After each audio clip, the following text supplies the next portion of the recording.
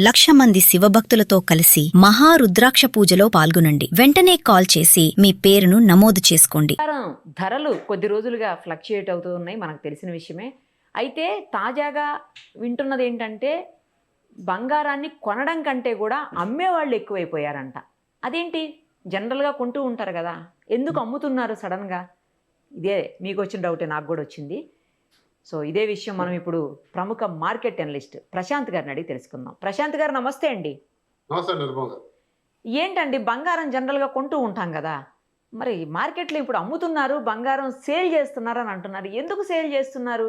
అంటే రేట్ ఏమన్నా తగ్గే అవకాశం ఉంటుందా దీనివల్ల? అది నేను అందుకు అడుగుతున్నాను, ఎందుకు సేల్ చేస్తున్నారంటే తగ్గే అవకాశం ఉంటుందా అనే ఆ కోణంలో అడుగుతున్నాను. ఏంటి అసలు ఏం జరుగుతుంది మార్కెట్లో బంగారం విషయంలో, చెప్పండి. ముందుగా మీరు బంగారం అనేది విరివిగా అంటే చాలా ప్రజలందరూ కూడా అమ్ముతున్నారనే మాటల వాస్తవం గురించి మాట్లాడదామండి. మీరు చెప్పింది ముమ్మాటికి వాస్తవం. ఎందుకంటే ఇండియన్ బులియన్ జ్యువెలర్స్ అసోసియేషన్ వాళ్ళు రీసెంట్ గా ప్రకటించారు, ప్రతి సంవత్సరం కూడా ఎంతో కొంత రీసైకిల్డ్ గోల్డ్ అనేది మార్కెట్ లోకి వస్తుంది. అంటే పాత బంగారాన్ని అమ్ముకోవడము అవసరాలకు, లేదా తిరిగి కొత్త బంగారం తీసుకోవడానికో. కాకపోతే ఇప్పుడు అట్ ప్రజెంట్ ఉన్న న్యూస్ ఏంటి అంటే, దాదాపుగా ఏప్రిల్ మే జూన్ మాసంలో అంటే దాదాపుగా 50 టన్నుల బంగారాన్ని ఇండియన్స్ అంటే అమ్మడానికి ఆసక్తి చూపించారు. అంటే దాదాపుగా 50 టన్నుల బంగారాన్ని సేల్ చేశారు. ఇది ఎక్స్చేంజ్ కాదు కదండి, ఇది ఎక్స్చేంజ్ కాదు, ఓన్లీ సేల్.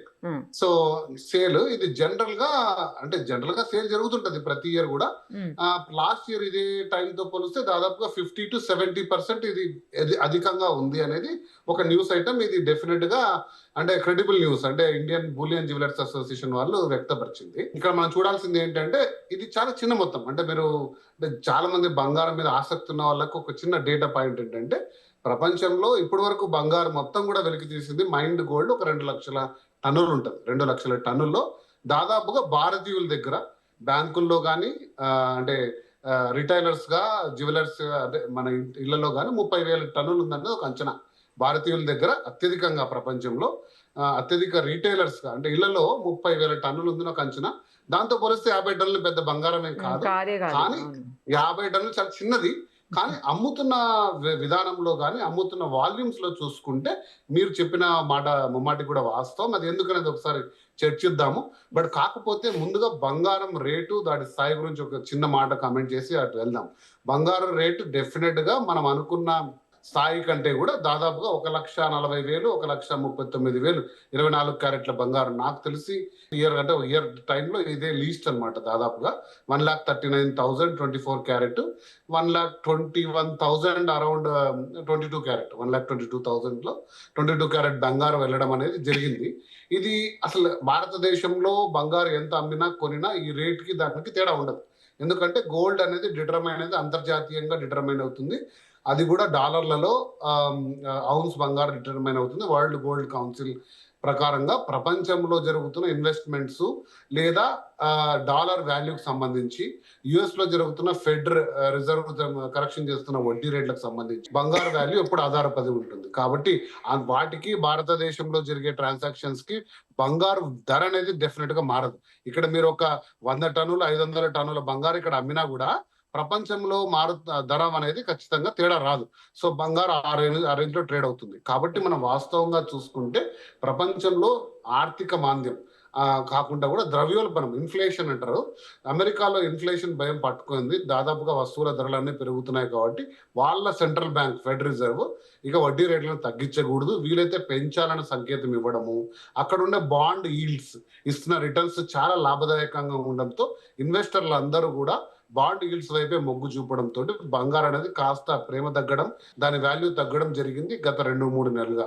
ఎందుకంటే 2024 లో మొదలైన బంగారు అప్రత్యాసంగా దాదాపు డబల్ అయింది. 25%, 28% 24 లో ఇచ్చింది, 75% 25 లో ఇచ్చింది. అప్ టు మార్చ్ వరకు, యుద్ధం మొదలు కానంత వరకు కూడా 10% గ్రోత్ తో 1,70,000 ఉన్న బంగారం అమాంతంగా ఇప్పుడు 1,40,000 పడింది. ఇక్కడ నుంచి ఎక్కడికి వెళ్తుంది? 1,20,000 వెళ్తుందా, లేదా కొద్ది మంది అంటున్నాడు 1,00,000 వెళ్తుందా అనేది మనం ఆలోచించలేం. కానీ దాదాపుగా 1,40,000లో విత్ హోల్డ్ చేసుకోవచ్చు అనేది ఒక అంచనా. కాకపోతే భారతీయులు అనే వాళ్ళు ఏంటంటే ఇక్కడ ఇంతకంటే తక్కువ పోతుందేమో, బంగారు ఎక్కడికో వెళ్ళిపోతుందని దాదాపుగా పాత బంగారంతా ఇంట్లో మార్చకుండా అట్లే పెట్టుకోనో, లేకపోతే తాకట్టు పెట్టి అప్పులు తెచ్చుకున్న బంగారంపై రుణాలు పెరిగిపోవడము, ఇంకోటి చూసుకుంటే ఇంకా పడిపోతుందనే ఒక భయాందోళన వాతావరణంలో బంగారు భారతదేశంలో విరివిగా అమ్ముతున్నారు. సో అది ఒక సంకేతంగా నాకు కనపడుతుంది. ఇక 2 ఏంటి అంటే ప్రాఫిట్ బుకింగ్. కొద్దిమంది దాదాపు లాస్ట్ ఇయర్ లో మంచిగా అంటే మనం వీడియోస్ చేస్తున్న టైంలో చాలా మంది 80,000 90,000 తీసుకున్న వాళ్ళందరూ కూడా ఇంకా తగ్గుతుందేమో ప్రాఫిట్ బుక్ చేసుకుందాం, వీలైతే తగ్గితే మళ్ళీ కొందాం 1,20,000 కొందాం ఏముంది అని చేసి వాతావరణంలో జరగడం జరిగింది. ఎందుకు చెప్తున్నానంటే ఇది వాస్తవంగా నేను 2-3 అంటే నేను రెగ్యులర్ గా సుమన్ టీవీ ద్వారా వీడియోస్ చేస్తుంటాను కాబట్టి నాకు వచ్చే కాల్స్ సంఖ్య పెరిగింది. ఏం చేయాలి, కొంచెం అవసరం ఉంది, ఇప్పుడు అమ్ముకోవచ్చా, ఇంకా దరిదాపుల్లో పెరిగే సంకేతాలు అయితే లేవు కదా అంటే ఇప్పుడులో పెరగకపోవచ్చు అంటే అయితే ప్రస్తుతానికి కొంచెం అమ్మేసి మళ్ళీ తగ్గితే చూద్దాంలే, లేదా పెరుగుతున్న ట్రెండ్ లో ఉంటే మళ్ళీ చూద్దాంలే అనే వాతావరణంలో ఉంది. కొద్దిమంది క్యాష్ వైపు ఎక్కువ ప్రిఫర్ చేస్తున్నారు. గ్లోబల్ గా పరిస్థితులు బాగాలేవు, రియల్ ఎస్టేట్ మార్కెట్ కూడా ఆశాజనకంగా లేదు. ఎందుకంటే రియల్ ఎస్టేట్ మార్కెట్ లిక్విడ్ కాదు. ఈరోజు అత్యవసరం వస్తే మనం ఖచ్చితంగా ప్లాట్ అమ్మి డబ్బులు తీసుకోలేం. సో అది ఎప్పటికైనా పోవచ్చు, ఎంతకైనా పోవచ్చు. అదే బంగారం అంటే క్యాష్ లాగా ఉంటది. ఆ బంగారు క్యాష్ వాల్యూని ఎందుకు తగ్గించుకోవాలి? మార్కెట్ లో ఇప్పుడు వడ్డీ రేట్లు దాదాపు 7 to 8% ఉంది, లేదా ప్రైవేట్ గా లెండింగ్ చేసుకున్నా కూడా 12% తక్కువ లేదు.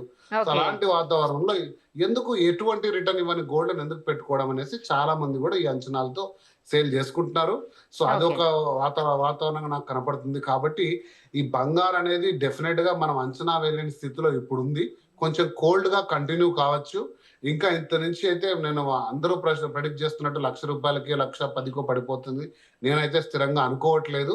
బట్ ఏదైనా చెప్పొచ్చు. అందుకే నేను ఎప్పుడు ఈ స్టాచ్యూరీ వార్నింగ్ ఇస్తుంటాను. మనం ఇచ్చే చర్చల ద్వారా, మనం చేసే అంచనాల ద్వారా ఎవరు బంగారు కొనొద్దండి, అమ్మద్దండి. మీ యొక్క అంచనాలు వేసుకోండి. ఇప్పుడు ప్రస్తుతం ఉన్న కారణాలు మాత్రం మనం విశ్లేషించవచ్చు, కానీ ఖచ్చితంగా ఈ రేటు కొనుక్కోండి, ఆ రేటుకి అమ్ముకోండి అంటూ మనం ఎప్పుడు విశ్లేషణ చేయం. సో కాబట్టి అంచనాలు ఎవరు వేయలేరు. ఒకవేళ వేస్తున్నారంటే అది డెఫినెట్ గా కూడా తప్పే. కాకపోతే ఈ కోల్డ్నెస్ చాలా రోజులు కంటిన్యూ కావచ్చు. బట్ బంగారు అనేది 200 దేశాల బ్యాంకుల దగ్గర ఉంది, పెద్ద పెద్ద ఇన్వెస్ట్మెంట్ల రూపంలో ఉంది. కాబట్టి అమాంతంగా పడిపోయే సాధనం అయితే కాదు.